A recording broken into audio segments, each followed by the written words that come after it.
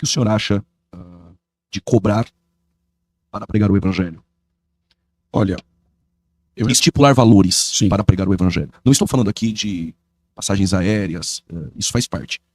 Estipular um valor para trazer uma mensagem naquela noite. Responda se o senhor quiser. Perfeito. Eu respondo essa pergunta com muita tranquilidade da seguinte forma. Quando o pregador tem um chamado específico para o ofício, não é aquele chamado geral ok. que a gente já superou. Para o ofício, para o trabalho, para o serviço da pregação. É um trabalho. Isso vai demandar todo o seu tempo, toda a sua energia, todas as suas forças. De maneira que aquele que tem esse chamado, que entende esse chamado e que abdica da sua vida particular, secular, para se entregar totalmente ao trabalho, é digno que ele receba o seu sustento da igreja. Paulo disse aos Coríntios que era a igreja mais rica, mas era a que menos ofertava no ministério de Paulo, em contradição com a de Filipenses, a dos Filipenses, de Filipos, que era mais pobre, mas era a que mais abençoava Paulo financeiramente. Olha o que Paulo disse à igreja de Coríntios. Se nós, os apóstolos, vos semeamos coisas espirituais, será muito colhermos de vós bens materiais? A Bíblia também diz em Gálatas 6,6, aquele que está sendo instruído na palavra, faça-se participante em todas as coisas com aquele que o instruiu. Ou seja, tem até a versão que diz, reparta os seus bens com aquele que o instruiu. Ou seja, é a oferta. Paulo disse a Timóteo, primeira carta, capítulo 5, verso 17, devem ser considerados merecedores de redobrados honorários os presbíteros que presidem bem, principalmente os que se afadigam na palavra. Há inclusive versões que diz os que trabalham na palavra. Então é um trabalho, é um serviço da palavra. Ele disse também, no verso 18, a escritura declara, não amordaces o boi quando pisa o trigo, e ainda o trabalhador é digno do seu salário. A pergunta é, cobrar é certo ou errado? A pergunta que eu faria não é se é certo ou se é errado. A pergunta que eu faria é se isso é regra ou exceção.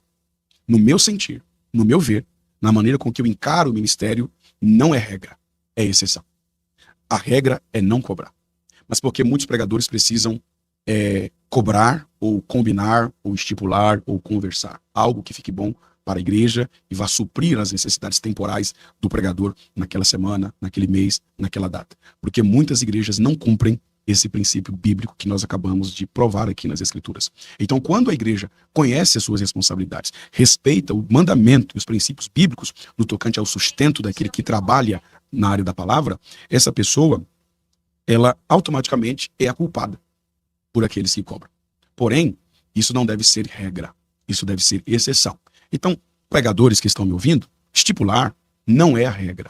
Talvez, no máximo, uma exceção, quando a igreja não conhece as suas responsabilidades no tocante àquele que está indo pregar a sua palavra. Antigamente, quando um pregador era convidado para pregar, ele só ia e podia voltar sem nem o dinheiro da gasolina empurrando o carro. O senhor já passou por isso? Já passei por isso. Inclusive, eu tenho na minha memória o dia que eu mais preguei na minha vida. Eu cheguei numa igreja, tinha 3 pessoas, comigo 4. O pastor, o diácono e a esposa do pastor. E não era uma igreja pequena, era uma igreja um pouco grande. E eu estava ali. Quando eu vi que só tinha 3 pessoas, não pelo fato de só ter 3 pessoas, mas eu estava pregando naquela igreja ali pela 2ª ou 3ª vez, eu tinha um leque de sermões já prontos, eu pensei, vou pregar algo aqui que eu já tenho pronto. Porém, naquele momento, eu me lembrei de uma mensagem de um pregador que falava sobre ferramenta cega, que é quando o pregador pega um sermão e fica ali nele, né? Ainda que eu acredito que eu não me enquadrava nesse ponto, mas eu pensei, não, minha ferramenta não está cega, não. Vou pregar algo aqui que Deus vai me dar. E eu acabei fazendo algo que eu não aconselho, que é improvisar. Púlpito não é lugar de improviso. Você tem que preparar-se antecipadamente para assumir o púlpito. Mas naquele dia Deus me deu uma mensagem assim, faltando 2 minutos para pregar o microfone. Isso não é regra, isso é exceção. E eu preguei de uma forma assim, com muita graça, que o pastor corria do púlpito até a porta. O porteiro corria da porta até o púlpito. E a esposa do pastor só sabia chorar. Tamanha foi a glória de Deus. Eu acho que a glória que Deus reservou para 300 pessoas, Deus distribuiu só para aquelas 3 que estavam ali. E foi o dia que eu menos recebi oferta na minha vida. Eu recebi R$2,25, que era o valor da passagem de ônibus que ia passar em frente à igreja, porque tinha um ponto em frente. Então, A oferta, a questão financeira, não deve ser a motivação do pregador. Não, aqui eu vou me doar porque aqui eu vou receber uma grande oferta. Não, eu vou naquele lugar porque lá eu vou receber uma boa oferta. Não vou naquele porque aquele não vai conseguir me dar uma boa oferta. Essa não deve ser a motivação. A motivação deve ser pregar o evangelho. A questão financeira é uma consequência, é algo secundário.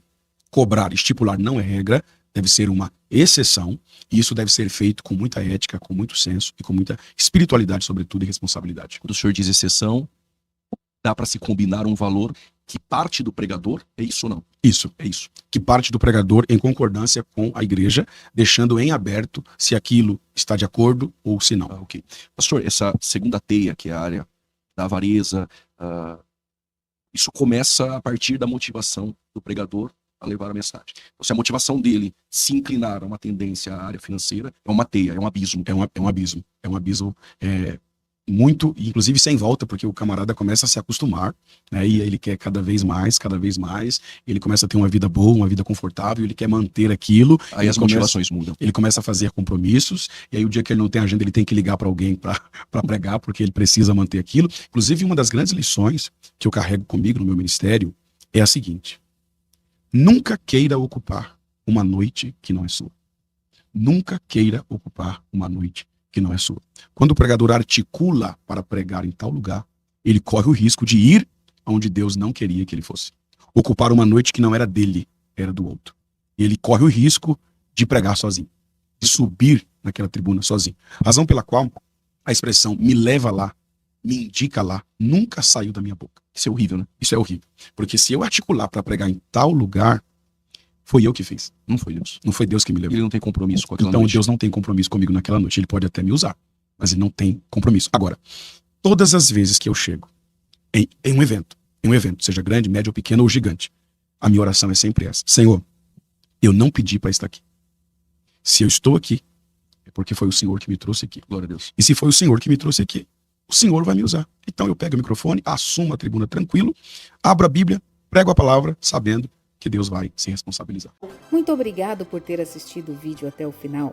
Não se esqueça de comentar, compartilhar e se inscrever no canal. Até o próximo vídeo, pessoal!